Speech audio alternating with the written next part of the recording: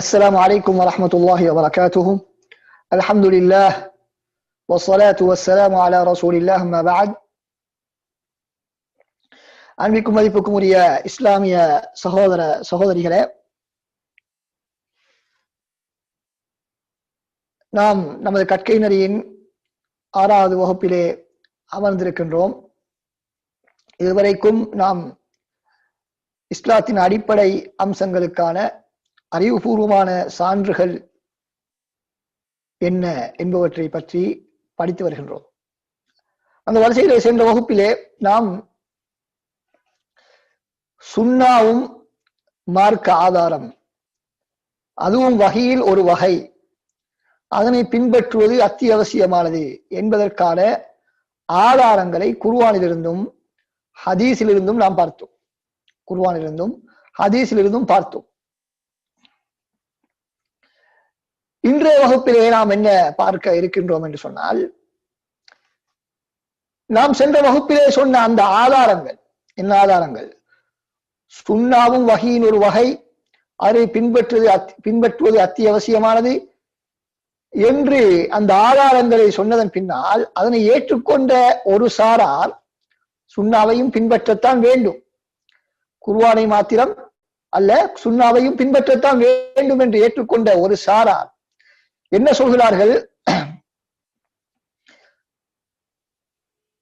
ஆனால் இன்று இருக்கக்கூடிய இந்த நபிமொழிகள் சரியான முறையில் நபி அவர்கள் கூறியது போன்றே பாதுகாக்கப்படவில்லை, இதிலே நம்பகத்தன்மை கிடையாது, இதிலே பல்வேறு சந்தேகங்கள் ஏற்பதற்கு வாய்ப்பு இருக்கின்றது, இடையிலே அறிவிப்பாளர்கள் தமது சொந்த கருத்தை சொல்லி இருக்கலாம் அல்லது தவறு வைத்திருக்கலாம் என்பது போன்ற பல்வேறு விதமான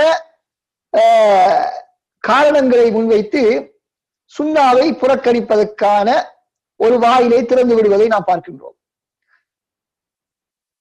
இதனை சுன்னாவை பின்பற்ற வேண்டும், ஆதாரபூர்வமான சுன்னாக்களும் இருக்கின்றன என்று சொல்லக்கூடிய சிலரும் இதனை செய்து கொண்டிருக்கிறார்கள். ஆனால் பெரும்பான்மையாக சுன்னாவில் எந்த விதமான ஹதீஸையும் நம்மால் நம்ப முடியாது என்று சொல்லக்கூடியவர்கள், குறிப்பாக இஸ்லாத்தை ஏற்காத ஒரு சாரார் அஹ்லுல் குர்ஆன்கள், அவர்கள் சுன்னா ஆதாரம் என்பதையே ஏற்பதில்லை, சுன்னா ஆதாரம் என்பதையே ஏற்பதில்லை. ஆதாரம் என்று ஏற்றுக்கொண்டவர்கள் என்ன செய்கிறார்? ஏற்றுக்கொண்டவர்கள் ஒரு சாரார் சுன்னா பாதுகாக்கப்பட்ட முறையை ஏற்றுக்கொள்வதற்கு தயாரி கிடையாது. அதே போல இஸ்லாத்துக்கு வெளியே இருக்கக்கூடிய இஸ்லாத்தின் எதிரிகள், இஸ்லாத்திலே குறை காண்பதற்காக வந்தவர்கள், இந்த ஹதீஸ்கள் என்பது என்ன, வெறும் அவதூறுகள், பிற்பட்ட காலத்திலே வந்த அறிஞர்கள் மூலமாக தமது கருத்துக்களுக்கு பலம் சேர்ப்பதற்காக வேண்டி, தமது மதுஹப் கருத்துக்களுக்கு, தமது ஃபிக்ஹ் ரீதியான கருத்துக்களுக்கு பலம் சேர்ப்பதற்காக வேண்டி அவர்களாக சில விடயங்களை உருவாக்கி அதற்கு ஹதீஸ் என்ற பெயரை வைத்து மக்களுக்கு மத்தியிலே பரப்பிவிட்டார்கள் என்ற பல்வேறு விதமான குற்றச்சாட்டுகளை முன்வைக்கிறார்கள். இன்றைய நமது வகுப்பு இந்த சாராரை நோக்கியதாகத்தான் அமைந்திருக்கிறது. சுன்னா பாதுகாக்கப்படவில்லையா, பின்னால் வந்த அறிஞர்கள் தான் இந்த சுன்னாக்களை உருவாக்கி அதற்கு நபிமொழிகள் என்று பெயர்கள் சூட்டினார்களா என்ற அந்த வாதத்துக்கு பதிலளிக்கும் முகமாகத்தான் நமது இன்றைய வகுப்பு அமைந்திருக்கின்றது.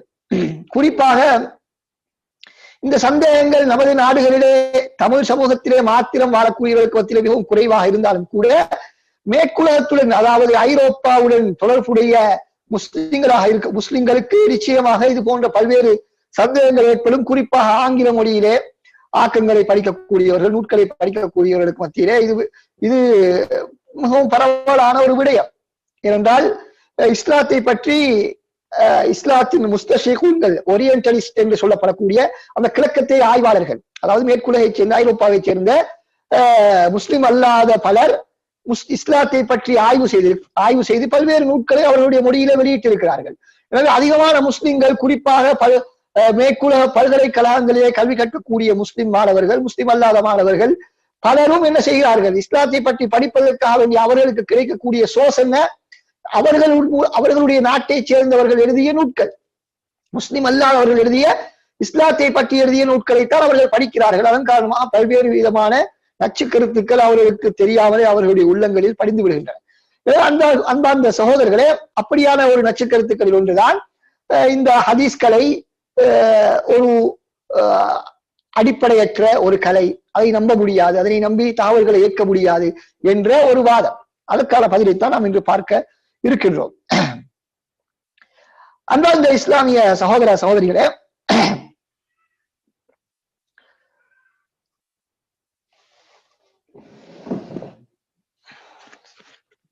சிறிது நேரம் ஒரு 2 நிமிஷத்துல வர விஷயம்.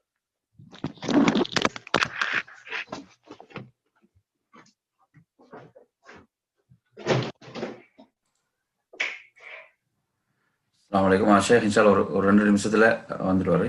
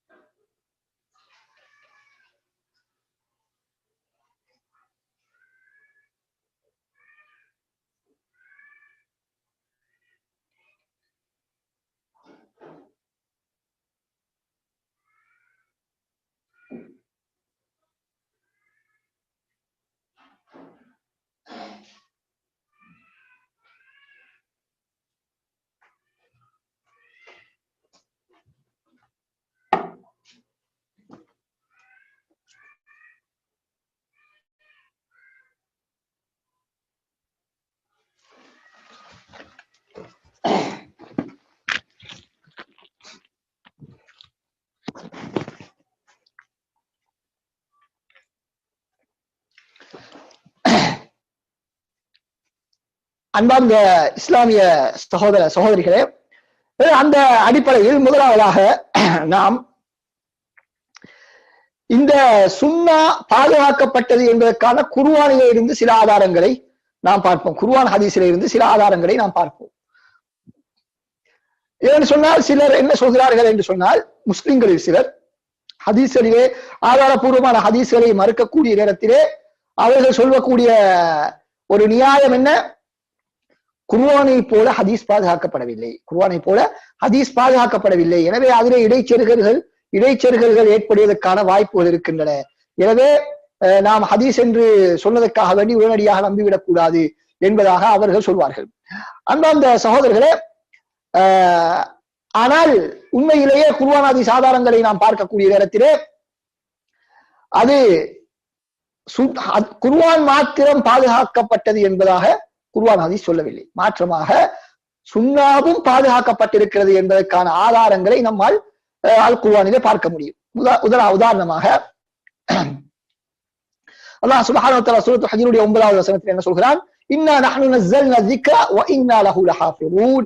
நாம் தான் இந்த உபதேசத்தை, அறிவுரையை நாம் தான் இறக்கினோம், நாம் தான் அதனை பாதுகாப்போம். இந்த இடத்துல ذிக்ர் என்ற வார்த்தைக்கு பலர் என்ன சொல்கிறார்கள் என்று சொன்னால், குர்ஆன் என்பதாக மாத்திரம் மொழிபெயர்க்கிறார்கள். மொழிபெயர்ப்பவர்கள் சில மொழிபெயர்ப்பவர்கள் கூட இந்த வேதத்தை என்பதாகத்தான் மொழிபெயர்த்திருக்கிறார்கள். அந்த மொழிபெயர்ப்பு அவ்வளவு பொருத்தமானதல்ல. அந்த மொழிபெயர்ப்பு அவ்வளவு பொருத்தமானதல்ல. ஏனென்றால் குர்ஆன் மாத்திரம்தான் என்று இதற்கு நாம் விளக்கம் சொல்ல முடியாது. மாற்றமாக அறிவுரை என்ற கருத்து இருக்கிறது. அதாவது வஹி, இந்த வஹியை நாம் தான் இறக்கினோம், அதை நாமே பாதுகாப்போம். நாம் ஏற்கனவே சொல்லி இருக்கிறோம், வஹி என்பது வெறும் குர்ஆன் மாத்திரம் அல்ல, குர்ஆன் அல்லாத வஹியும் இருக்கிறது என்று ஏற்கனவே நாம் நிறுவி இருக்கிறோம், ஆதாரங்களை சமர்ப்பித்திருக்கிறோம். அந்த அடிப்படையில் குர்ஆன் எப்படி பாதுகாக்கப்பட்டதோ அதே போன்று சுன்னாவும் பாதுகாக்கப்பட்டிருக்கிறது என்பதை இந்த வசனத்திலிருந்து நாம் நேரடியான ஆதாரமாக புரிந்து கொள்ள முடியும். சுன்னாவும் பாதுகாக்கப்பட்டதுதான், சுன்னாவையும் பாதுகாக்கும் பொறுப்பை அல்லாஹ் தஆலா எடுத்திருக்கிறான் என்பதை நாம் என்ன செய்ய முடியும்? புரிந்து கொள்ள முடியும். இது முதலாவது விடை. இந்த வசனத்திலிருந்து நேரடியாக குர்ஆன் சுன்னாவும் பாதுகாக்கப்பட்டிருக்கிறது, குர்ஆன் மாத்திரமல்ல சுன்னாவும் பாதுகாக்கப்பட்டிருக்கு. அல்லது பலரும் சொல்வது போன்று நாம் இதற்கு வகை இந்த அதாவது குர்ஆன் என்பதாக மாத்திரம் நாம் விளக்கம் கொடுத்தால், குர்ஆன் என்பதாக மாத்திரம் நாம் விளக்கம் வைத்துக் கொண்டாலும் கூட அப்பொழுதும் சுன்னாவை நாம் புறக்கணிக்க முடியாது. அந்த நேரத்திலும் சுன்னாவும் பாதுகாக்கப்பட்டுத்தான் ஆக வேண்டும் என்ற முடிவுக்குத்தான் நாம் வர வேண்டுமே. குர்ஆன் சொல்கிறது என்ன? நீங்கள் சுன்னாவை பின்பற்றுங்கள், சுன்னாவை ரசூலுல்லாவை பின்பற்றுங்கள் என்று குர்ஆன் சொல்கிறது. அப்ப நபி அவர்களை பின்பற்றுவதாக இருந்தால், நபி அவர்கள் கொண்டு வந்ததை நாங்கள் எடுத்து நடப்பதாக இருந்தால், குர்ஆனை நாம் பின்பற்றுவதாக இருந்தால் சுன்னாவையும் பின்பற்றியாக வேண்டும். குர்ஆனை நாம் பின்பற்றுவதாக இருந்தால் சுன்னாவையும் பின்பற்றியாக வேண்டும். அப்படி என்றால் குர்ஆனை பாதுகாப்பதனுடைய மறுபக்கம்தான் சுன்னாவையும் பாதுகாக்க வேண்டும். ஏன்? குர்ஆனை பின்பற்றுவதற்கு சுன்னாவை பின்பற்ற வேண்டும் என்றால் சுன்னாவையும் பாதுகாத்தால்தான் குர்ஆனும் பாதுகாக்கப்பட்டதாக கருதப்படும். எனவே அப்படி பார்த்தாலும் என்னது, சுன்னாவும் பாதுகாக்கப்பட்டதுதான் என்ற கருத்தை நாம் மிக இலகுவாக புரிந்து கொள்ள முடியும். அடுத்ததாக நாம் பார்க்கிறோம், இது ஒரு விதம். இரண்டாவது வகையான ஆதாரம் அந்த வசனத்திலிருந்து. முதலாவது நேரடி ஆதாரம் அந்த திக்ர் என்ற வார்த்தைக்கு சுன்னாவும் உள்ளடங்கும் என்ற விளக்கம் சொல்வது.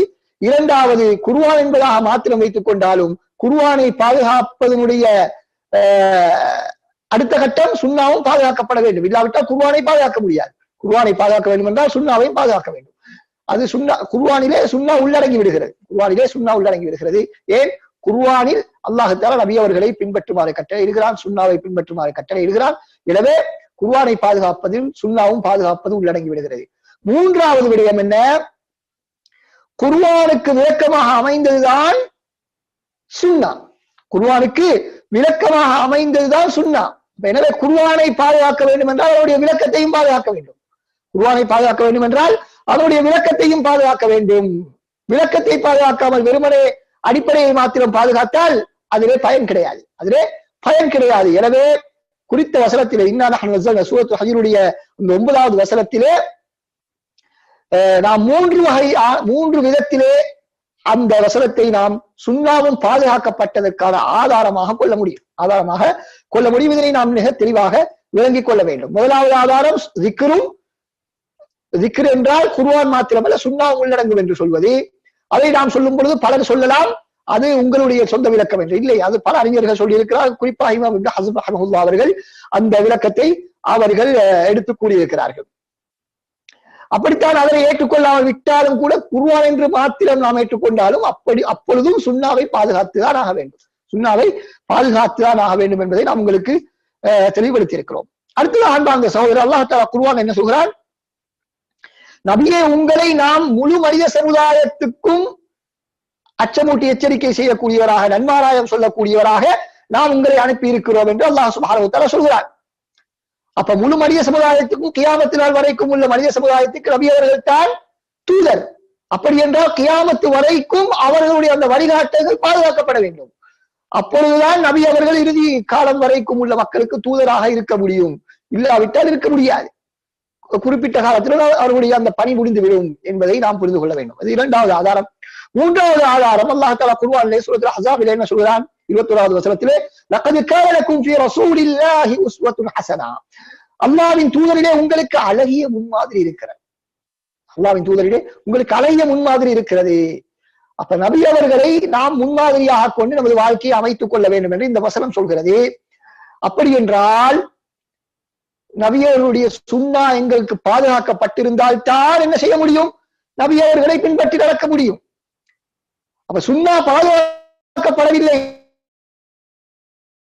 பாதுகாக்கப்படாத ஒன்றுடன் அல்லாஹ் தஆலா மனிதனுடைய வெற்றியை இணைப்பாரா?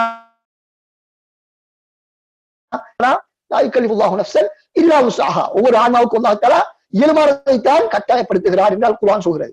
எனவே பாதுகாக்கப்படாத ஒன்றை நீங்கள் பின்பற்றுங்கள் என்று யாராவது சொன்னால் அது அறிவுடைமையா?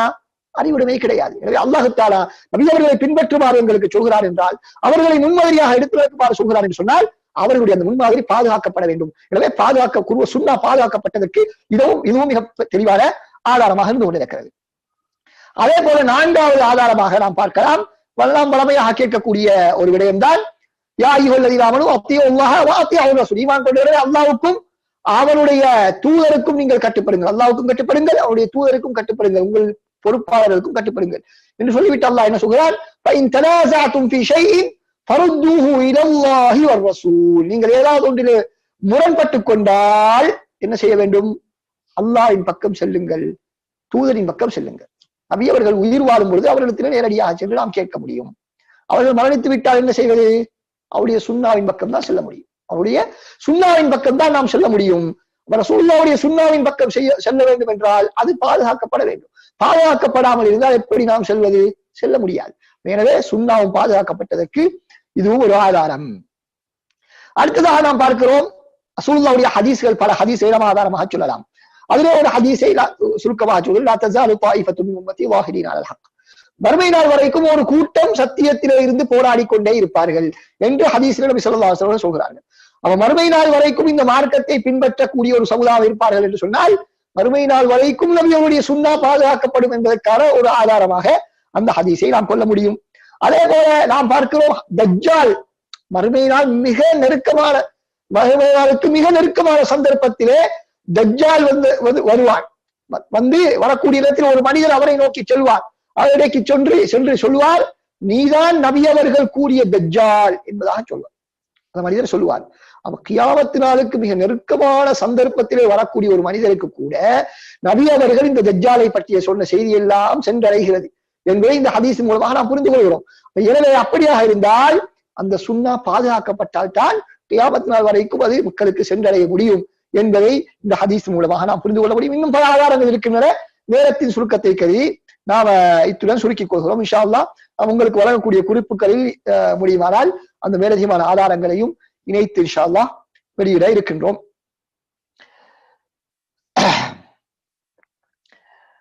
இது இவ்வளவு நேரம் நாம் குர்ஆன் சுன்னாவில இருந்து சுன்னா பாதுகாக்கப்பட்டுள்ளது என்பதற்கான ஆதாரங்களை நாம் சொன்னோம். அன்புக்குரிய இஸ்லாமிய சகோதர சகோதரிகள், அடுத்ததாக சிலர் கேள்வி கேட்கலாம். நீங்கள் சொல்வது போன்று சுன்னா பாதுகாக்கப்பட்டிருந்தால் இப்படி இட்டுக்கட்டப்பட்ட ஹதீசுகள், பலவீனமான ஹதீசுகள் இவைகள் எல்லாம் இருக்கின்றனவே என்ற ஒரு கேள்வி சிலருக்கு எழும்பலாம். அன்பார்ந்த சகோதரர்களே, அப்படி பலவீனமான ஹதீசுகள், இட்டுக்கட்டப்பட்ட ஹதீசுகள் இருப்பது என்பதே சுன்னா பாதுகாக்கப்பட்டதற்கான ஆதாரம் தான். சுன்னா பாதுகாக்கப்படவில்லை என்பதற்கான ஆதாரம் அல்ல பலர் நினைப்பது போல. ஏன், எப்படி உங்களுக்கு தெரியும் இது பலவீனமான ஹதீஸ், இது இட்டுக்கட்டப்பட்ட ஹதீஸ் என்பதை எப்படி நீங்கள் பிரித்தறிந்தீர்கள்? ஆம், ஹதீஸ் கலையிலே உள்ள விதிமுறைகளின் அடிப்படையில் உங்களுக்கு அழகான முறையிலே பிரித்தறிந்து கொள்ள முடியும். எது பாதுகாக்கப்பட்ட சுன்னா, எது பாதுகாக்கப்படாத சுன்னா என்பதை நாம் பிரித்தறிந்து கொள்ள முடியும். எனவே பிரித்தறிய முடியுமாக இருப்பதே அது பாதுகாக்கப்பட்டது என்பதற்கான ஆதாரம், பாதுகாக்கப்பட்டது என்பதற்கான ஆதாரம் என்பதை நாம் புரிந்து கொள்ள வேண்டும்.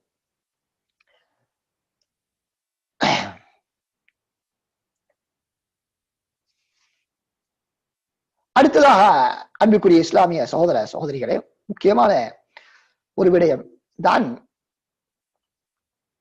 இந்த சுன்னா இருக்கிறது. இதனுடைய அவசியம் என்ன? குர்ஆன் இருக்கும் பொழுது நமக்கு எதற்கு இந்த சுன்னா என்ற ஒரு கேள்வி. அதற்கான காரணத்தை பார்ப்போம் என்று சொன்னால், எப்பொழுதும் யார் ஒரு நூலை எழுதினாலும் அந்த நூலை தெளிவுபடுத்தக்கூடிய ஒருவர் இருந்தால்தான் மக்களால் அதனை புரிந்து கொள்ள முடியும்.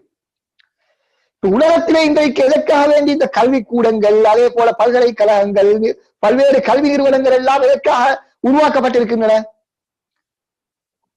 ஒவ்வொரு கலையிலும், கணிதத்திலே, அதே போல விஞ்ஞானத்திலே, ஒவ்வொரு துறையிலும் என்ன செய்யலாம்?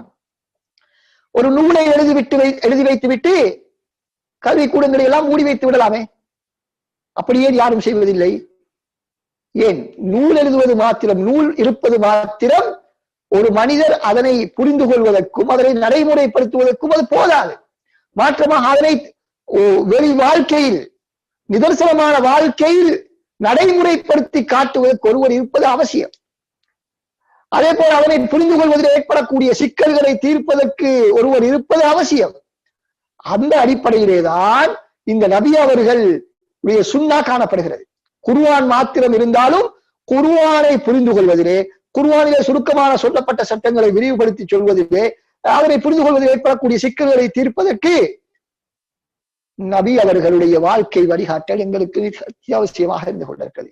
எனவே முன்மாதிரி அவசியம். எவ்வளவுதான் நூல்கள் தொகுக்கப்பட்டாலும் அதனை எப்படி புரிந்து கொள்வது, அதனை எப்படி நடைமுறைப்படுத்துவது என்பதை முன்மாதிரியாக செய்து காட்டக்கூடிய ஒருவர் இருக்க வேண்டும். எங்களுக்கு தெரியும், வைத்தியத்துறையை எடுத்துக்கொண்டால் உதாரணமாக, வைத்தியத்துறையை படித்துவிட்டு யாரும் உடனடியாக தொழில் செய்ய முடியாது.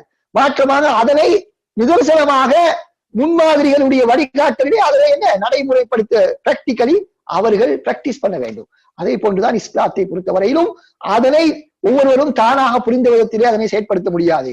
அதனை இப்படித்தான் புரிந்து இப்படித்தான் நடைமுறைப்படுத்துவதற்கான வழிகாட்டல் தான் இந்த சுன்னா என்பதை நாம் புரிந்து கொள்ள வேண்டும். எனவே வெறுமனே ஒரு நூல் இருப்பது மாத்திரம் மனித சமுதாயத்திற்கு வழிகாட்டுவதற்கு போதாது. மாற்றமாக அதனை நடைமுறை வாழ்விலே நடைமுறைப்படுத்தக்கூடிய ஒருவர் இருப்பது அவசியம். அதுதான் இந்த சுன்னா என்பதை நாம் புரிந்து கொள்ள வேண்டும்.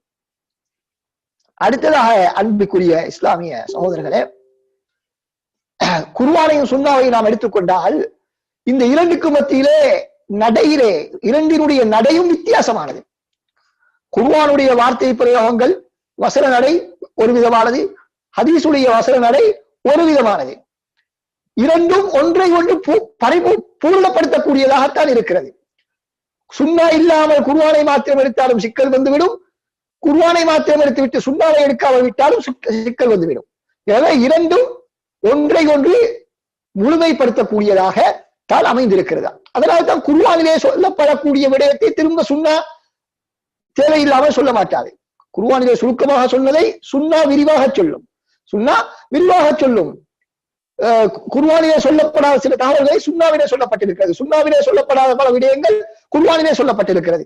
எனவே இரண்டும் சேர்ந்துதான் மார்க்கம் பரிபூர்ணமாகிறது. தவிர ரெண்டில் ஒன்றை எடுத்துக் கொள்வதன் மூலமாக அங்கு பல்வேறு விதமான சட்ட சிக்கல்கள் எங்களுக்கு ஏற்படுவதற்கு மிக அதிகமான வாய்ப்புகள் இருக்கின்றன. உதாரணமாக பாருங்கள், மூசா அலைஹிஸ்ஸலாம் அவர்களுடைய அந்த ஹபிர் அலைஹிஸ்ஸலாம் அவர்களுடன் சம்பந்தமான அந்த வரலாறு சூரா காஃபிர் அல்லாஹ் தஆலா ஹபிர் அலைஹிஸ்ஸலாம் அவர்களுடைய வரலாற்றை பற்றி சொல்கிறார். பலர் ஹிபிர் என்பதாக சொல்ல, ஹிபிர் என்பது பிழை, ஹபிர் அலைஹிஸ்ஸலாம் என்பதா சரியான பிரயோகம், மொழித்தல். அன்புக்குரியவர்களே, அப்ப அந்த குர்ஆனிலே அவர்களை பற்றி சொல்லப்பட்ட அந்த விரிவான அந்த சம்பவத்திலே இடம்பெறாத பல விடயங்களை ஹதீஸிலே நபி அவர்கள் சொல்லி இருக்கிறார்கள். குர்ஆனிலே சொன்னதை ஹதீஸிலே நபி அவர்கள் சொல்லவில்லை. இப்படி பல்வேறு விடயங்களை நாம் பார்க்க முடியும். அடுத்ததாக நாம் பார்க்கின்றோம், இப்பொழுது இந்த ஓரியன்டலிஸ்ட் என்று சொல்லப்படக்கூடிய இந்த கிழக்கத்தை ஆய்வாளர்கள் இஸ்லாத்தை பற்றிய தவறான அபிப்பிராயங்களை மக்களுக்கு மத்தியிலே ஏற்படுத்த வேண்டும் என்பதற்காக வேண்டி இந்த சுன்னாவை பின்னால் வந்த அறிஞர்கள் தான் உருவாக்கினார்கள். அவர்கள் அனைவரும் ஒரு ரசூலுல்லாஹ் மீது ஒரு பொய்யாகத்தான் இப்படியான ஹதீஸ்களை எல்லாம் உருவாக்கி வைத்திருக்கிறார்கள் என்பதான ஒரு குற்றச்சாட்டை முன்வைப்பார்கள். ஆனால் அந்த சொல்ல இந்த குற்றச்சாட்டு மிகவும் தவறான. ஏனென்று சொன்னால் எல்லா அறிவிப்பாளர்களுமே சேர்ந்து பொய் சொன்னார்கள் என்று சொல்ல முடியுமா?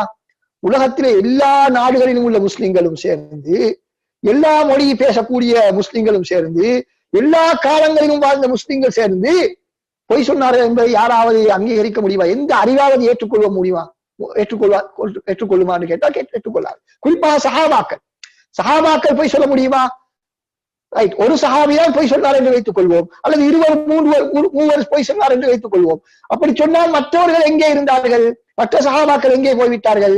அன்பார்ந்த சகோதரர்களே, இது சாத்தியமற்ற ஒரு விடயம். சஹாபாக்களோ அல்லது அவருக்கு பின்னால் வந்த அறிவிப்பாளர்களோ பொய் எல்லோருமாக சேர்ந்து பொய் சொல்ல வாய்ப்பு கிடையாது. அப்படி பொய் சொல்லி இருந்தால்தான் இந்த ஹதீஸ்கள் எதுவுமே ஏற்றுக்கொள்ள முடியாது என்பதை அவர்கள் நிரூபிக்க முடியும்.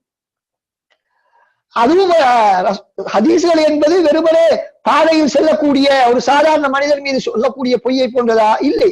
தாம் உயிருக்குயிராக நேசிக்கக்கூடிய தமது முன்மாதிரியான ஒரு நபி சொன்னதாக ஒருவர் ஒரு தகவலை சொல்வதாக இருந்தால் சாதாரணமாக சொல்வாரா? இன்று நாம் பார்க்கின்றோம், ஒரு பெரிய அதிகாரி சொன்னதாக யாராவது பொய்களை அப்படியே இட்டுக்கட்டி சொல்ல முடியுமா? இல்லை. ஊரிலே உள்ள ஒரு சாதாரண நண்பரின் மீது ஏதாவது ஒன்றை இட்டுக்கட்டி சொல்வார்கள், பொய்யை சொல்வார்கள். ஆனால் அந்த நாட்டு ஜனாதிபதி சொன்னதாக நினைத்தவாறு பொய் சொல்வதற்கு யாராவது முன் வருவார்கள்? வரமாட்டார்கள். அப்ப அதற்கெல்லாம் பல மடங்கு மேலான நபியவர்கள் சொல்லாத ஒன்றை அவர்களின் பெயர்கள் எல்லோருமாக சேர்ந்து செய்வதற்கு முன் வருவார்கள், வரமாட்டார்கள். அதே போல முஸ்லிம்களுடைய வேதமான அல் குர்ஆன் அது பொய்யை கடுமையாக எச்சரிக்கிறது. பொய்யை ஒரு சமுதாயத்தினுடைய வேதம் மிகவும் எச்சரிக்கை செய்யக்கூடிய ஒரு விடயத்தில் அந்த சமுதாயம் ஈடுபடுமா என்று கேட்டால் ஈடுபட முடியாது. எனவே முழு முஸ்லிம்களும் சேர்ந்து பொய் சொன்னார்கள் என்று சொல்வது அறிவுக்கும் பொருத்தமில்லை, நடைமுறைக்கும் பொருத்தமில்லை என்பதை எங்களுக்கு இலகுவாக புரிந்து கொள்ள முடியும். அடுத்ததாக அன்பார்ந்த சகோதரர்களே, நபி அவர்களுடைய சஹாபாக்கள், நபித்தோழர்களுடைய நீங்கள் பண்பாடுகளை அவர்களுடைய தூய்மையான பண்பாடுகளை நாம் பார்க்கக்கூடிய இடத்திலே, வாழ்க்கை வரலாற்றை பார்க்கக்கூடிய இடத்திலே அவர்கள் ஒரு காலமும் இப்படி நபி அவர்கள் மீது பொய் உரைப்பதற்கு வாய்ப்பே கிடையாது என்பதை நாம் புரிந்து கொள்ள முடியும். எனவே தான் இமாம் கராதி ரஹ்மத்துல்லாஹி அவர்கள் சொல்கிறார்கள், நபி அவர்களுக்கு முஹம்மது ஸல்லல்லாஹு அலைஹி வஸல்லம் அவர்களுக்கு அற்புதமாக இந்த சஹாபாக்கள் மாத்திரமே போதுமானவர்கள் என்று சொல்கிறார்கள். அந்த அளவுக்கு இந்த சஹாபாக்களுடைய வாழ்க்கை காணப்பட்டது. இந்த சஹாபாக்களை உருவாக்கியது மாத்திரமே நபி அவர்கள் இறைவனுடைய தூதர் என்பதற்கு ஒரு சான்றாக அமைந்து விடுவதற்கு போதுமானது என்று அவர்கள் சொல்கிறார்கள். அந்த அளவுக்கு எந்த ஒரு காலத்திலும் முன்னாலோ இதற்கு பின்னாலோ தோன்ற முடியாத ஒரு நற்குலத்திலே மிக உயர்ந்த ஸ்தானத்தை அடைந்த சமுதாயத்தை நபி அவர்கள் உருவாக்கினார்கள். அன்பார்ந்த சகோதரர்களே, அதனால்தான் ஒரு கிறிஸ்தவ ஆய்வாளர், இந்த கிழத்தே ஆய்வாளர், ஓரியன்டலிஸ்ட் என்று சொல்லப்படக்கூடிய ஒரு ஆய்வாளர் இந்த சஹாபாக்களுடைய இந்த போர் வரலாறுகளை ஆய்வு செய்து அவர் சொல்கிறார், கிட்டத்தட்ட 12க்கும் அதிகமான சந்தர்ப்பங்களில் இந்த நபித்தோழர்கள் அவர்களுக்கு பின்னால் வந்தவர்களும் எதிரிகளுடைய ஊர்களை கைப்பற்றியதன் பின்னால் அவர்களை விட்டு அந்த ஊரை விட்டுவிட்டு தமது சொந்த விருப்பத்திலே பின்வாங்கினார்கள். ஏன்? இஸ்லாம் வழிகாட்டிய அந்த முறையை பேணவில்லை. ஊரை கைப்பற்றும் பொழுது இஸ்லாம் காட்டிய அந்த வழிமுறையை அவர்கள் மீறியதன் காரணமாக தாம்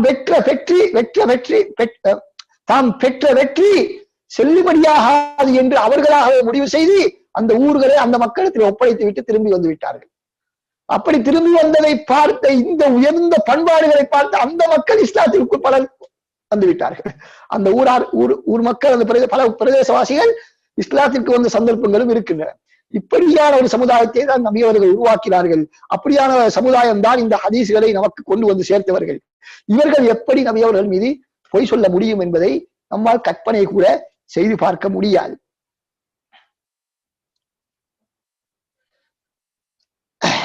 அதே போல அன்பார்ந்த சகோதரர்களே, இஸ்லாமிய வரலாற்றிலே தோன்றிய இஸ்லாத்துக்கு சேவை செய்த அறிஞர்களுடைய பட்டியலை நீங்கள் எடுத்து பார்த்தால் அடிப்படையிலே அரபி அல்லாத பலர் தான் சேவை செய்திருக்கிறார். அதாவது சஹாபாக்களுடைய பரம்பரையில் வராத வெளிநாடுகளிலே இருந்து இஸ்லாத்தை, வேற்று மதங்களில் இருந்து இஸ்லாத்தை ஏற்றுக்கொண்டவர்களுடைய பரம்பரையில் வந்தவர்கள் தான் இந்த இஸ்லாத்துக்கு அதிகமான சேவைகளை செய்திருக்கிறார்கள். உதாரணமாக எங்களுக்கு தெரியும் இமாம் புகாரி ரஹ்மத்துல்லாஹி அவர்கள், அவருடைய அடிப்படை அரபி அல்ல. அவர்கள் எங்கே? புகாரா, ரஷ்யாவுடைய ஒரு பகுதியை சேர்ந்தவர்கள். அதே போல இமாம் சீபகி அரபு மொழியிலே அவருடைய நூல்தான் மிக முதல் தரமான நூல். அரபு மொழியை அறிந்து கொள்வதற்கான முதல் தர நூல் இமாம் சீபகி ரஹ்மத்துல்லாஹி அவர்கள் மூலமாக எழுதப்பட்ட நூல். அவர் யாரு? அரபியா என்று கேட்டால் அடிப்படையில் அரபி அல்ல. அப்படி என்றால் அரபு உலகத்திலே தோன்றாத, அரபு உலகத்துக்கு வெளியிலே இருந்து தோன்றிய இஸ்லாத்தை தழுவியவர்களுடைய சந்ததிகள் தான் இஸ்லாத்திற்கு மிக பெரும் சேவை செய்திருக்கிறார்கள். நபித்தோழர்களோ அல்லது அவர்களுக்கு பின்னால் வந்த இஸ்லாமிய அறிஞர்களோ பொய்யர்களாக இருந்திருந்தால் எப்படி இவ்வளவு பெரும் ஒரு சமுதாயம் இஸ்லாத்தை ஏற்றுக்கொண்டு இஸ்லாத்திற்காக சேவை செய்ய முன் வந்திருக்கலாம்? தமக்கு முன்னாலே இவர்கள் பொய் சொல்கிறார்கள், இவருடைய வாழ்க்கையில உண்மை கிடையாது, எப்பொழுது பார்த்தாலும் மக்களை ஏமாற்றி வாழ்கிறார்கள், வாழக்கூடிய ஒரு சமுதாயமாக இருந்திருந்தால் அந்த சமுதாயத்தை பார்த்து எப்படி மக்கள் இஸ்லாத்தை ஏற்றுக்கொள்ள முடியும்? அது மாத்திரமன்று, இஸ்லாத்திற்கு ஏற்றுக்கொண்டால் பயத்தினால் இஸ்லாத்தை ஏற்றுக்கொண்டார்கள் என்று வைத்துக் கொண்டாலும் இஸ்லாத்திற்காக வேண்டி எப்படி தம்மை அர்ப்பணித்து அவர்கள் செயலாற்றி இருக்க முடியாது என்பதாக எங்களுக்கு இந்த வாதத்தை நிறுவ முடியும். சுன்னாவை யாரும் பொய்யாக உருவாக்கவில்லை என்பதை நம்மால் இலகுவாக புரிந்து கொள்ள முடியும். அதே போல அன்பார்ந்த சகோதரர்களே, யாராவது ஒருவர் பொய்யாக திட்டமிட்டு சதி செய்து இந்த ஹதீஸை உருவாக்கியதாக வைத்துக் கொண்டால் எப்படி அவர்கள் உருவாக்கி இருப்பார்கள்? எந்த விதமான கோளாறும் இல்லாமல் எல்லா பெர்ஃபெக்டாக அழகான முறையிலே அந்த ஹதீஸை யாருக்கும் குறை பேசுவதற்கு இடமில்லாத வகையில் தான் அதுகளை உருவாக்குவார்கள். அப்படி என்றால் தேவையான அனைத்துக்கும் பலமான ஆதாரங்களை, பலமான அறிவிப்பாளர் வரிசைகளை மாத்திரம் உள்ளடக்கி சஹாபாக்களில் அபூபக்கர், உமர் ரதி, உஸ்மான் ரதி, சிறந்த சஹாபாக்களுடைய பெயர்களில் மாத்திரம்தான் ஹதீஸ்கள் இருந்திருக்க வேண்டும். ஆனால் அப்படி கிடையாது. இஸ்லாத்திலே மிக முக்கியமான ஃபிக்ஹ் கலையிலே மிக முக்கியமான அடிப்படைகளை கூட அடிப்படைகளை கூட நிறுவக்கூடிய சில ஹதீஸ்களிலே பலவீனங்கள் காணப்படுகின்றன. உதாரணமாக கியாஸ், ஃபிக்ஹ் கலையில உள்ள முக்கியமான ஒரு பகுதிதான் கியாஸ், ஒப்பீடு செய்தல். இந்த ஒப்பீடு செய்வதற்கான ஹதீஸை அறிஞர்கள் சொல்லும் பொழுது ஒரு கருத்து முரண்பாட்டுக்குரிய ஒரு ஹதீஸைத்தான் முன்வைக்கிறார்கள். அதாவது ரசூல் ஸல்லல்லாஹு அலைஹி வஸல்லம் முஆத் பின் ஜபல் ரலியல்லாஹு அன்ஹு கேட்கிறார்கள், குர்ஆனிலும் சுன்னாவிலும் உங்களுக்கு ஆதாரம் கிடைக்காவிட்டால் என்ன செய்வீர்கள்? நான் ஆய்வு செய்து முடிவெடுப்பேன் என்ற ஹதீஸைத்தான் அறிஞர்கள் இந்த கியாஸுக்காக வேண்டி, இஜ்திஹாத் செய்வதற்காக வேண்டி ஆதாரமாக முன்வைப்பார்கள். அப்ப அறிஞர்கள் என்ன சொல்கிறார்கள்? இந்த அறிஞர்களாக எல்லாம் சேர்ந்து, ஃபிக்ஹ் கலை அறிஞர்கள் சேர்ந்து இந்த ஹதீஸ்களை உருவாக்கி இருந்தால் கியாஸ் சம்பந்தமாக மிகவும் பலமான அறிவிப்பாளரை கொண்ட ஒரு ஹதீஸை அவர்கள் என்ன செய்திருக்கலாம்? அவர்கள் உருவாக்கி இருக்கலாம். ஆனால் அவர்கள் அப்படி உருவாக்கவில்லை. இன்று வரைக்கும் அந்த ஒரு ஹதீஸைத்தான் முன்வைக்கிறார்கள். அந்த ஒரு ஹதீஸிலே பல அறிஞர்கள் முரண்படுகிறார், இது ஆதாரபூர்வமானதா இல்லையா என்பது. எனவே ஆதாரபூர்வமற்ற அறிஞர் ஹதீஸ்களை இன்று வரைக்கும் எந்த விதமான மாற்றமும் இல்லாமல் அறிஞர்கள் பாதுகாத்து வைத்திருப்பது, அறிஞர்கள் ஹதீஸ் கலையிலே தமது இடைச்செருகல்களை செய்யவில்லை, தமது சொந்த விருப்பு வெறுப்புகளை அங்கே புகுத்தவில்லை, தமக்கு தேவையான விதத்திலே ஹதீஸ்களை இட்டுக்கட்டவில்லை என்பதற்கான தெளிவான ஆதாரமாக இருக்கிறது என்பதாக அறிஞர்கள் குறிப்பிடுகிறார்கள். அதே போல எங்களுக்கு தெரியும், மஅ்மூன் அப்பாசிய ஹலீஃபா மஅ்மூனுடைய காலத்திலே மிக பெரும் ஒரு இஸ்லாமிய உலகில் ஏற்பட்ட ஒரு பிரச்சனை தான்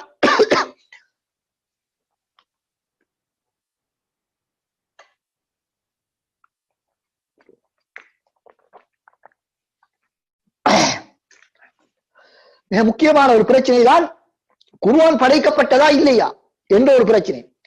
அப்ப இதற்காக வேண்டி என்ன செய்யப்பட்டது? பல அறிஞர்கள் கொலை செய்யப்பட்டார்கள், பல அறிஞர்கள் சிறைபிடிக்கப்பட்டார்கள், பல அறிஞர்கள் சித்திரவதை செய்யப்பட்டார்கள். இப்படி அந்த மாமூன் தனது ஆட்சியை பயன்படுத்தி எப்படியாவது இந்த கொள்கையை மக்களுக்கு மத்தியிலே புகுத்தி விட வேண்டும் என்பதற்காக பாடுபட்டார். பல்வேறு விதமான விவாதங்கள் நடைபெற்றன. இவ்வளவெல்லாம் நடந்தும் 6வது ஒருவர் அல்லது மாமூன் ஆட்சியாளர் இந்த குர்ஆன் படைக்கப்பட்டதுக்கு ஆதரவாக ஒரு ஹதீஸை இட்டு கட்டினார்களா என்று கேட்டா இல்லை. ஏன்? மாமூன் அவ்வளவு அநியாயங்கள் செய்தாவது அந்த கருத்தை மக்களுக்கு மத்தியில் திணிக்க முயன்றாலும் ஒரு ஹதீஸை இட்டுக்கட்டி அந்த கொள்கையை வளர்ப்பதற்கு முயற்சி செய்யவில்லை. ஏன்? ஒரு ஹதீஸை இட்டு கட்டினால் அவருக்கு தெரியும் அடுத்த நாள் தனது ஆட்சி பறி போய்விடும், மக்கள் எல்லாம் கேர்ந்தெழுவார்கள், தனக்கு ஒரு நிமிடமும் நிம்மதியாக இருக்க முடியாது என்று அவர்களுக்கு தெரியும். எனவே அன்பார்ந்த சகோதரர்களே, இப்படி பல சம்பவங்கள் எங்களுக்கு உதாரணமாக சொல்லலாம். அவர்கள் ஹதீஸை அப்படி நினைத்தவாறு இட்டுக்கட்டுவதாக இருந்தால் இப்படியான சந்தர்ப்பங்களில் நிச்சயமாக இட்டுக்கட்டி இருக்க வேண்டும். ஆனால் இட்டுக்கட்ட முடியாது. ஏன்?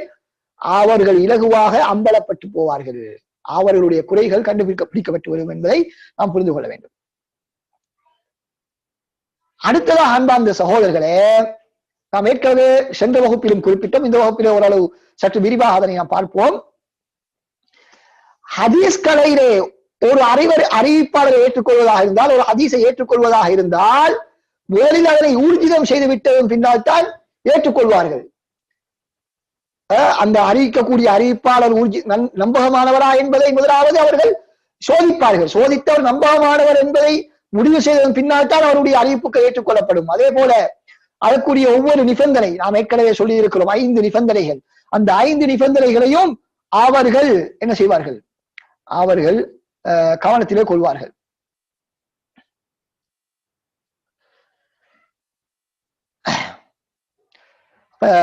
எந்த அளவுக்கு ஹதீஸ் கலை அறிஞர்கள் இதற்கு முக்கியத்துவம் வழங்கி இருக்கிறார்கள் என்று நாம் பார்த்தோம் என்று சொன்னால், ஹதீஸ்களை மிகவும் நுணுக்கமாக மனனம் செய்து வைத்திருந்தார்கள். அவருடைய மனதிலே நுணுக்கமாக மனனம் செய்து வைத்திருந்தார்கள். உதாரணமாக இஸ்ஹாக் இப்னு ராஹுவைஹி அல்லது ராஹூயா என்று சொல்லப்படக்கூடிய அறிஞர் எப்படிப்பட்ட மனசக்தி உடையவராக இருந்தார் என்று சொன்னால், இமாம் புகாரியுடைய ஆசிரியர். அவர் 11,000 ஹதீஸ்களை தனது மனனத்திலே இருந்து மக்களுக்கு அறிவித்தார்கள். 11,000 ஹதீஸ்களை தனது மனனத்திலே இருந்து மக்களுக்கு அறிவித்து விட்டு அதற்கு பின்னால் அவர் அந்த ஹதீஸ்களை எழுதி வைத்திருந்த ஏட்டிலே இருந்து அந்த ஹதீஸ்களை மக்களுக்கு வாசித்து காட்டினார். முதலாவது மனனத்திலே இருந்து சொல்லிவிட்டு அதற்கு பின்னால் அந்த ஏட்டிலே இருந்து எடுத்து வாசித்து காட்டுகிறார்கள். அந்த இரண்டுக்கும் மத்தியிலே ஒரு எழுத்து கூட வித்தியாசம் இல்லாமல் படித்து காட்டினார். வித்தியாசம் இருக்கவில்லை என்று சொன்னால் எந்த அளவுக்கு அவர்களுடைய மரண சக்தி தற்காலத்திலே உள்ள கரணிகள் கூட தோற்றுவிடக்கூடிய அளவுக்கு மிகவும் பலசாலிகளாக இருந்தார்கள். மரண சக்தியிலே ஹதீஸ்களை மரணம் எழுவதிலே என்பதை நாம் பார்க்கின்றோம். அடுத்ததாக அந்த சகோதரர்களே, இரண்டாவது விடயம் என்னவென்று சொன்னால், அவர்கள் இந்த ஹதீஸ்களை அறிவிப்பாளர்களை தரம் பிரிக்கக்கூடிய நேரத்திலே அவர்களுக்கு தீர்ப்பு சொல்லக்கூடிய நம்பகமானவரா இல்லையா என்று தீர்ப்பு சொல்லக்கூடிய நேரத்திலே அவர்கள் எந்த விதமான முகத்தாட்சண்யமும் பார்க்கவில்லை, எந்த விதமான பாரபட்சமும் பார்க்கவில்லை. இவர் எனது கூட்டாளி, இவரது ஊர்வாசி, இவரது குடும்பம் என்று எந்த விதமான பாரபட்சமும் காட்டவில்லை. அது மாத்திரமல்ல, தமது எதிரிகளாக இருந்தாலும் கூட அவர்களுடைய விடயத்திலும் நியாயமாக நடந்திருக்கிறார். அதாவது சில பேரை எதிரிகள் என்று சொன்னால் தனது கொள்கைக்கு மாற்றமான கருத்திலே உள்ள ஷியாக்கள், ராபிதாக்கள், கதரியாக்கள், முத்தசிராக்கள், ஹவாரிஜிகள், இந்த கொள்கையிலே உள்ளவர்களை பலமான அறிவிப்பாளராக அடையாளப்படுத்தக்கூடிய அதே நேரத்தில் தமது கொள்கையை சார்ந்த அறிஞர்களை பலவீனமானவர்கள் என்று சொல்வார்கள், தமது குடும்பத்தை சேர்ந்த உறுப்பினர்களை பலவீனம் என்று சொல்லியிருக்கிறார். உதாரணமாக அலி இப்னு மதீனி ரஹ்மத்துல்லாஹ் அவர்கள் யாரு? இமாம் புகாரி ரஹ்மத்துல்லாஹ் அவருடைய ஆசிரியர். ஹதீஸ் கலையிலே இமாம் புகாரிக்கு மேலான ஒருவர் இருப்பதாக இருந்தால் அவர் அலி இப்னு மதீனி தான். அவர் அலி இப்னு மதீனி. இமாம் புகாரி ரஹ்மத்துல்லாஹ் அவர்களை சொல்கிறார்கள், என்னை நான் தாழ்வாக கருதியவர் யார் என்று சொன்னால் அலி இப்னு மதீனிக்கு முன்னால் மாத்திரம்தான் என்னை நான் அறிவிலே குறைந்தவராக நான் கருதுகிறேன் என்பதாக அவர்கள் சொன்னார்கள். அந்த அளவுக்கு மிகப்பெரிய அறிவாளி அலி இப்னு மதீனி ரஹ்மத்துல்லாஹ் அவர்கள். அவர்களிடத்திலே அவர்களுடைய தந்தை அப்துல்லா, அவருடைய தந்தை யாரு? அப்துல்லா அல் மதீனி. அவர் நம்பகமானவரா இல்லையா என்று கேட்கப்பட்ட பொழுது என்ன சொன்னார்கள்? தஈஃபுன். அவர் யாரு? பலவீனமானவர். ஏன்? அவர் சொல்றார்கள், இது குடும்பம் எல்லாம் பார்க்கிற இடம் அல்ல, இது மார்க்கம் சம்பந்தப்பட்ட விஷயம். எனவே தந்தை இல்லை என்றெல்லாம் பார்க்க முடியாது. அவர் பலவீனமானவர், அவருடைய ஹதீஸ் பலவீனமானது என்பதாக சொன்னார்கள். அதே போல இமாம் அபூதாவூத் ரஹ்மத்துல்லாஹ் அவர்கள் தனது அவருடைய மகனை பார்த்து இவர் பலவீனமானவர் என்று சொன்னார்கள். அதே போல ஷுஅபா, ஹதீஸ்களை அறிஞர் மிக பெருமான ஷுஅபா ரஹ்மத்துல்லாஹ் அவர்கள் தனது மைத்துனர் அவர் பலவீனமானவர் என்பதாக சொன்னார்கள். அதே போல இமாம் ஜரீர் பப்பி ரஹ்மத்துல்லாஹ் அவர்கள் தனது சகோதரர் பார்த்து இவர் பலவீனமானவர். அதே போல ஸைத் இப்னு அபி உனைஸா என்று சொன்னவரும் தனது சகோதரரை பார்த்து பலவீனமானவர் என்பதாக சொன்னார். அதே நேரத்தில் இமாம் அஹ்மது ரஹ்மத்துல்லாஹ் அவர்கள் முஹம்மது அத்தூசி என்று சொல்லப்படக்கூடிய ஒரு அறிவிப்பாளர் பலமானவர் என்பதாக தீர்ப்பு சொல்லி இருக்கிறார். ஆனால் அதே நேரத்தில் அந்த முஹம்மது தூசி என்பவர் யாரு? இமாம் அஹ்மது ரஹ்மத்துல்லாஹ் அவர்களை குறை கூறிக்கொண்டிருந்தார். இமாம் அஹ்மது ரஹ்மத்துல்லாஹ் அவர்களை பற்றி தவறான கருத்துக்களை மக்களுக்கு மத்தியிலே சொல்லிக் கொண்டிருந்த அந்த அறிவிப்பாளரை பற்றி இமாம் அஹ்மது ரஹ்மத்துல்லாஹ் அவர்கள் என்ன சொல்கிறார்கள்? அவர் நம்பகமானவர், அவர் என்ன பற்றி குறை சொன்னாலும் ஹதீஸை சொல்லும் போது சரியாகத்தான் சொல்லுவார் என்று இமாம் அஹ்மது ரஹ்மத்துல்லாஹ் அவர்கள் சொல்கிறார்கள். இப்படி அறிஞர்கள் மிகவும் நடுநிலையை தவறாமல் நடந்து கொண்டிருக்கிறார்கள். இமாம் புகாரி ரஹ்மத்துல்லாஹுடைய கிதாபுகளை நீங்கள் பார்த்தால் அவர்கள் சில ஹவாரிஜியா கொள்கையில இருந்தவர்களுடைய ஹதீஸ்களை கூட அறிவித்திருக்கிறார்கள். அதே நேரத்தில் நாம் பார்க்கிறோம் இமாம் நுகைம் இப்னு மஸ்ஊத் மிகப்பெரிய ஒரு அஹ்லுஸ் சுன்னாக்களுடைய அறிஞர். ஆனால் ஹதீஸ்களை அறிஞர்கள் என்ன சொல்கிறார்கள்? அவர் சுன்னாவிலே என்று சொன்னால் அகீதாவிலே அஹ்லுஸ் சுன்னாக்களுடைய மிகப்பெரும் இமாமாக இருந்தாலும் ஹதீஸ் கலையிலே அவர் பலவீனமானவர் என்பதாக சொன்னார்கள். இப்படித்தான் ஹதீஸ் கலை அறிஞர்கள் யாருக்கும் எந்த விதமான பாரபட்சமும் காட்டாமல் தனது குடும்பம், தனது எதிரி, தனது நண்பர், தனது ஊர்வாசி என்றெல்லாம் பார்க்காமல் மிக நடுநிலையாக நடந்திருக்கிறார்கள் என்பதை பார்க்கும் பொழுது இந்த ஹதீஸ் கலை என்பது எந்த விதமான சந்தேகத்துக்கும் இடமற்ற முறையிலே மிக நுணுக்கமான துல்லியமான விதிமுறைகளை கொண்டதாகத்தான் அமைக்கப்பட்டிருக்கிறது. எந்த விதமான ஹதீஸ்கள் ஆதாரபூர்வமான அறிவிப்பாளர்கள் மூலமாக அறிஞர்கள் மூலமாக சஹீஹானது என்று தீர்மானிக்கப்பட்டால் அதிலே எங்களுக்கு ஒரு அணுவளவும் சந்தேகம் வந்துவிடக்கூடாது என்பதை நாம் இதிலிருந்து புரிந்து கொள்ள வேண்டும். அடுத்ததாக நாம் பார்க்கின்றோம் ஹதீஸ்களை தேடுவதற்காக வேண்டிய அறிஞர்கள் மேற்கொண்ட பயணம். ஜாபிர் ரலியல்லாஹு அன்ஹு அவர்கள் ஒரே ஒரு ஹதீஸை படிப்பதற்காக வேண்டி ஒரு மாதம் பிரயாணம் செய்தார்கள். ஒரு மாதம் பிரயாணம் செய்து ஒரு ஹதீஸுக்காக வேண்டி அந்த ஹதீஸை கேட்ட உடனே திரும்பி வந்து விட்டார்கள். ஒரு ஹதீஸை கேட்பதற்காக சென்று ஒரு மாதம் பிரயாணம் செய்து வந்திருக்கிறோமே, எனவே இங்கு ஏதாவது தொழில்களை செய்யலாம், வேறு ஏதாவது வேலைகளை செய்து விட்டு செல்லலாமே என்றெல்லாம் அவர்கள் இருக்கவில்லை. ஒரு ஹதீஸை படிப்பதற்கு வந்தார்கள், கேட்டார்கள், உடனே திரும்பி விட்டார்கள். பாருங்கள், அப்படி என்றால் 2 மாதங்கள் ஒரு ஹதீஸுக்காக வேண்டி அவர்கள் என்ன செய்திருக்கிறார்கள், தியாகம் செய்திருக்கிறார்கள். அதே போல மதீனாவிலிருந்து அபூ அய்யூப் அல்-அன்சாரி ரலியல்லாஹு அன்ஹு எகிப்துக்கு பயணம் செய்கிறார்கள். எதற்காக வேண்டி? ஒரே ஒரு ஹதீஸை கேட்பதற்காக. அதேபோல இமாம் அபூ ஹாத்திம் ரஹ்மத்துல்லாஹி அவர்கள் 7 வருடங்கள் 5000, அதாவது 5000 கிலோமீட்டர்கள், 7 வருடங்களாக 5000 கிலோமீட்டர்கள் கால்நடையாக பயணம் செய்திருக்கிறார்கள். கால்நடையாக 5000 கிலோமீட்டர்கள் 7 வருடங்களாக பயணம் செய்திருக்கிறார்கள். சுப்ஹானல்லாஹ். பாருங்கள் எவ்வளவு சிரமப்பட்டு ஹதீஸ்களை பாதுகாத்திருக்கிறார்கள். அன்பார்ந்த சகோதரர்களே, அறிஞர்கள் சொல்கிறார்கள், இப்படி இந்த ஹதீஸ்களை பாதுகாக்க வேண்டும் என்பதற்காக வேண்டி அறிவிப்பாளருடைய தகவல்களை மிக துல்லியமாக தொகுக்கப்பட்டிருக்கிறது. எத்தனை அறிவிப்பாளர்கள்? கிட்டத்தட்ட 5 லட்சம், அரை மில்லியன் அறிவிப்பாளருடைய தகவல்கள் இஸ்லாமிய நூட்களில் தொகுக்கப்பட்டிருக்கின்றன. அவர்கள் எப்பொழுது பிறந்தார்கள், எப்பொழுது மரணித்தார்கள், எங்கு பயணம் செய்தார்கள், யார் யாரிடத்திலே கல்வி கற்றார்கள், எத்தனை ஹதீஸில் கல்வி கற்றார்கள், அவர்களுடைய வாழ்க்கைய வரலாறு என்ன, நம்பகமானவரா, அவருடைய மார்க்கப்பற்றிலே அவருடைய குணம், நடத்தைகள், அதே போல அவருடைய நண்பகத்தன்மை, திறமை, மரண திறமை, இப்படி அனைத்தும் அக்கு வேறு ஆணி வேறாக மிக அழகான முறையிலே பதிவு செய்யப்பட்டு தரப்பட்டிருக்கிறது. பொய் சொல்வதாக இருந்தால் இவ்வளவு சிரமப்பட வேண்டிய அவசியம் கிடையாது. இவ்வளவு சிரமப்பட வேண்டிய அவசியம் கிடையாது.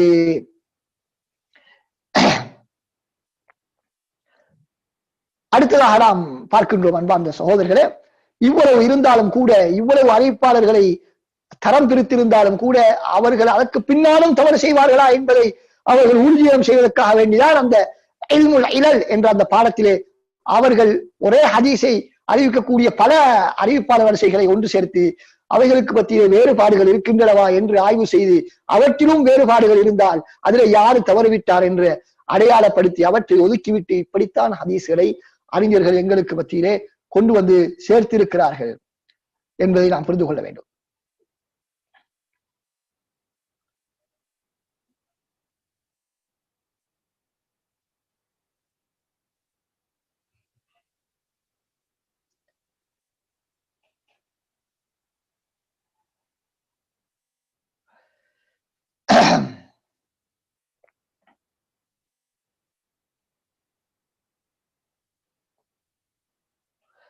அடுத்ததாக அன்பிற்குரிய இஸ்லாமிய சகோதர சகோதரிகளே,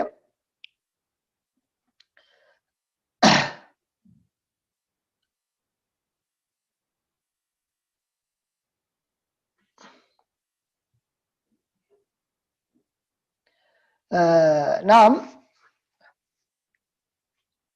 இஸ்லாத்தின் முஸ்லிம் அல்லாத ஆய்வாளர்கள், ஓரியன்டலிஸ்ட் என்று சொல்லப்படக்கூடிய கிழக்கத்திய ஆய்வாளர்கள் இந்த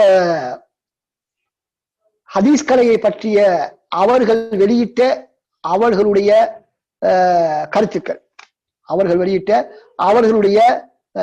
கருத்துக்கள், உதாரணமாக ஜெர்மன் நாட்டைச் சேர்ந்த ஒரு ஆய்வாளர், அஷ்பரா நக்கர் என்று சொல்லக்கூடிய ஒரு ஆய்வாளர், அவர் என்ன சொல்கிறார், இன்ன துன்யா லம் தர வலன் தர உம்மத்தம் மிஸ்லல் முஸ்லிமீன், இந்த உலகம் முஸ்லிம்களை போன்ற ஒரு சமுதாயத்தை காணவும் இல்லை, காணப்போவதும் இல்லை.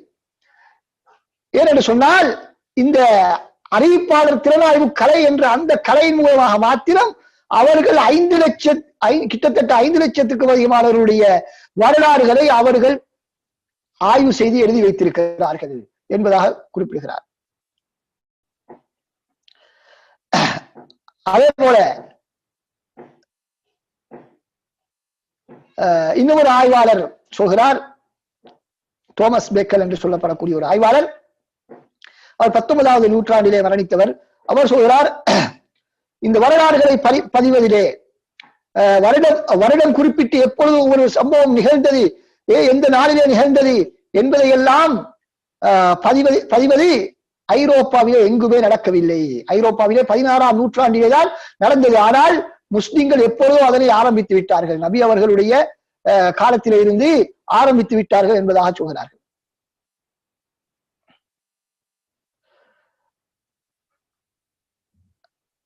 அதே போல ஒரு ஆய்வாளர் மர்ஜலியூஸ் என்று சொல்லப்படக்கூடிய மர்கரியூஸ் என்று சொல்லப்படக்கூடிய ஒரு ஆய்வாளர்.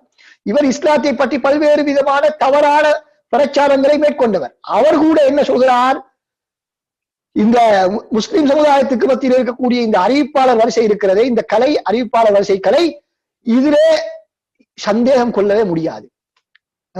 அதன் மூலமாக அறிவிக்கப்படக்கூடிய அந்த விதிமுறைகளை பேணி அறிவிக்கப்படக்கூடிய தகவல்கள் உண்மையானவை என்பதிலே உத்தரவாதம் வழங்க முடியும்.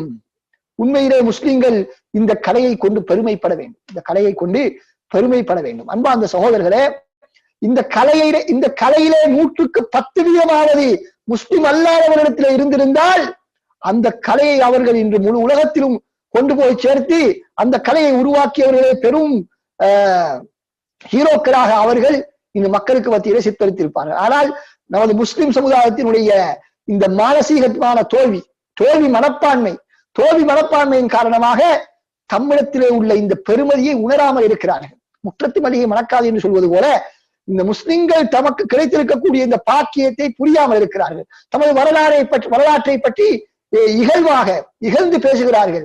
ஹதீஸ் கலையை பற்றி இகழ்ந்து பேசுகிறார்கள். அதாவது என்ன சொல்கிறார்கள், அறிவிப்பாளர் வரிசையிலே ஹதீஸ் அறிவிப்பாளர்கள் நம்பகமானவர் என்பதாக மாத்திரம்தான் அவர்கள் ஆய்வு செய்வார்கள். ஹதீஸுடைய தகவல்களை அவர்கள் ஆய்வு செய்வது கிடையாது.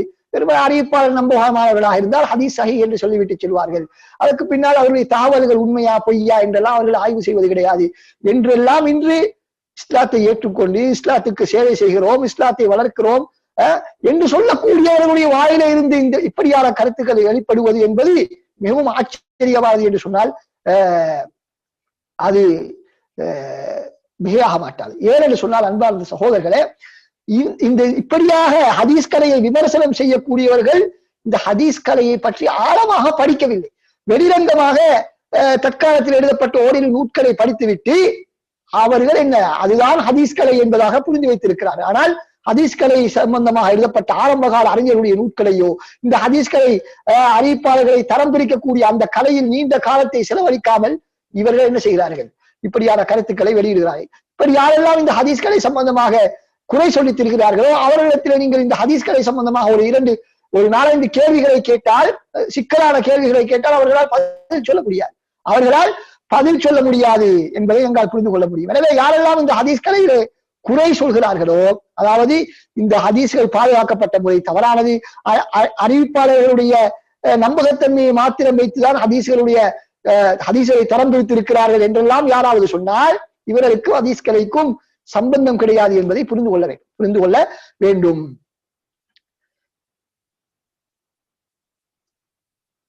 யாராவது ஒரு வைத்தியரை குறை சொல்வதாக இருந்தால், வைத்தியத்துறையிலே உள்ள குறையை சொல்வதாக இருந்தால், அவர் வைத்தியத்துறையிலே மிக நீண்ட ஈடுபாடு உடையவராக இருந்தால் தான் அவருடைய கருத்து அந்த மக்களுக்கு மத்தியிலே ஏற்றுக்கொள்ளப்படும். அதே போன்றுதான் இந்த ஹதீஸ் கலை பற்றி யாராவது குறை கூறினால் அவருக்கும் ஹதீஸ் கலைக்கும் என்ன சம்பந்தம் என்பதை நாம் ஏதாவது பார்க்க வேண்டும். ஏதோ அவருக்கு அல்லாஹ் தஆலா பேச்சு திறமையை கொடுத்திருக்கிறார், ஊடக திறமையை கொடுத்திருக்கிறார், ஒரு இயக்கத்துக்கு சொந்தக்காரராக இருக்கிறார்கள் என்பதற்காக வேண்டி நாம் என்ன செய்ய முடியாது, அவர்கள் ஹதீஸ் கலை சம்பந்தமாக வைக்கக்கூடிய விமர்சனங்களை ஏற்றுக்கொள்ள முடியாது. அவர் ஹதீஸ் துறையிலே உண்மையிலேயே துறைசார நிபுணராக இருந்தால் ஆம், அவர்களுடைய வார்த்தைக்கு ஒரு மதிப்பை நாம் வழங்க முடியும். அதுவும் கட்டாயருடைய கருத்தை ஏற்றுக்கொள்ளத்தான் வேண்டும் என்பதல்ல என்பதை, அது நிபுணராக இருந்தால் கூட அவருடைய கருத்தை நாம் கட்டாயம் ஏற்றுக்கொள்ள வேண்டும் என்ற கட்டாயம் கிடையாது. அப்படி இருக்கும்போது நிபுணர் இல்லாமல் இருந்து கொண்டு எவ்வாறு அவருடைய கருத்தை நாங்கள் ஏற்றுக்கொள்ள வேண்டும் என்று அவர் எதிர்பார்க்கிறார். மக்கள் ஏன் ஏமாந்து போகிறார்கள், சிந்திக்க வேண்டும் அன்பார்ந்த சகோதரர்களே. அதே போல அசத் ருஸ்தும் என்று சொல்லப்படக்கூடிய மிக பெரும் ஒரு ஆய்வாளர், வரலாற்றுத்துறை ஆய்வாளர், அவர் கிறிஸ்தவ மதத்தை சேர்ந்தவர். அவர் என்ன சொல்கிறார், பல நூற்றாண்டுகளுக்கு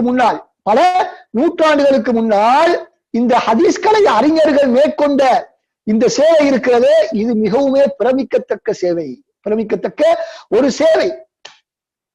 அவர்களுடைய அந்த சேவையை மெச்சும் விதமாக அவர்களுடைய அந்த விதிமுறைகளை நான் அப்படியே எந்த விதமான வார்த்தையும் பிசகாமல் அப்படியே எனது நூலிலே பதிந்து தருகிறேன் என்று முஸ்தலஹ் தாரீக் என்ற தனது நூலிலே அவர்கள் பதிவு செய்திருக்கிறார்கள். கிட்டத்தட்ட 22 பக்கங்களுக்கு இந்த முஹத்திஸீன்கள் கையாண்ட இந்த தகவல்களை உறுதிப்படுத்தக்கூடிய இந்த முறை அறிவுபூர்வமானது, தவறுகள் நிகழ்வதற்கு வாய்ப்பு மிகவும் குறைந்தது என்பதாக அவர்கள் அழகான முறையிலே அந்த அசது ருஸ்தும் என்று சொல்லப்படக்கூடிய அந்த ஆய்வாளர் முன்வைத்திருக்கிறார். இதெல்லாம் எதற்காக நாம் சொல்கிறோம்? வல்ஃபதுலுமா ஷஹிதத் பிஹல் ஆதாவு. உண்மையான சிறப்பு என்பதை, உண்மையான புகழ் எதை? எதிரி நம்மை புகழ்வதுதான்.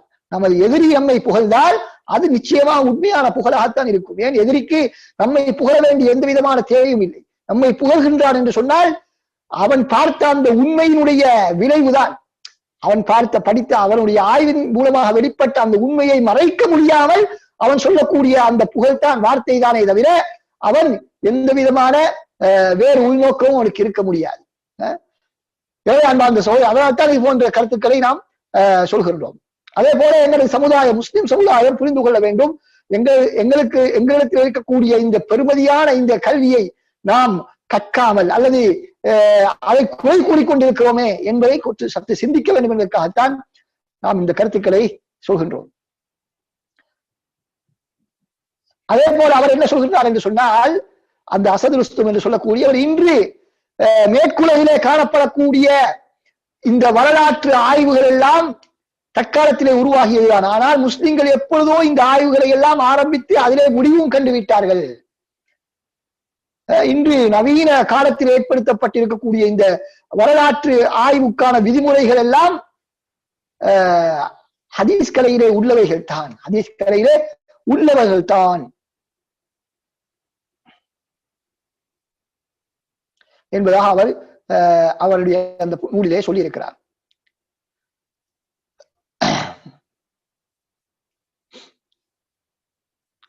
எனவே அன்பார்ந்த சகோதரர்களே, இது அல்லாத இன்னும் சுன்னா சம்பந்தமான பல சந்தேகங்கள் எழுப்பப்படுகின்றன. அவற்றுக்கான பதில்களை இன்ஷா அல்லாஹ் முடிந்தால் நாம் அடுத்த வகுப்பிலே நாம் பார்ப்போம். இல்லாவிட்டால் அது மிகவும் நீண்ட ஒரு தலைப்பாக இருப்பதனால் அதனை நாம இந்த தொடரிலே தவிர்த்து இன்ஷா அல்லாஹ் அடுத்த வகுப்பிலே வேறொரு தலைப்பிலே இன்ஷா அல்லாஹ் நாம நமது இன்ஷா அல்லாஹ் அல்லாஹு தஆலா இருக்கிறான் என்பதற்கான இந்த நாத்திகர்களுக்கு நாம் எப்படி பதிலளிப்பது என்பது சம்பந்தமான சில விடயங்களை நாம் இன்ஷா அல்லாஹ் பார்ப்போம். வஆகிரு தஅவானா அல்ஹம்துலில்லாஹி ரப்பில் ஆலமீன். வஸ்ஸலாமு அலைக்கும் வரஹ்மத்துல்லாஹி வபரகாத்துஹு.